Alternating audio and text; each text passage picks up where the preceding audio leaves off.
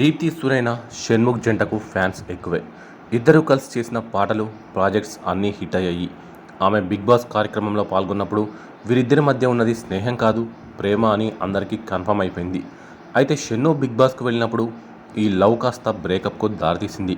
సిరి హనుమంతు షణ్ను మధ్య నడిచిన love track ఇందుకు కారణంగా చెప్పుకోవాలి.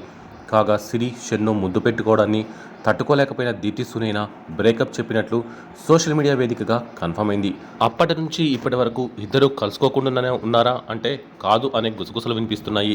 దీప్తి షణ్ను కలిసి ఓ ప్రాజెక్ట్ చేస్తున్నారని, ఈ క్రమంలోనే వారిద్దరూ కలవాల్సి వస్తుందని తెలుస్తోంది.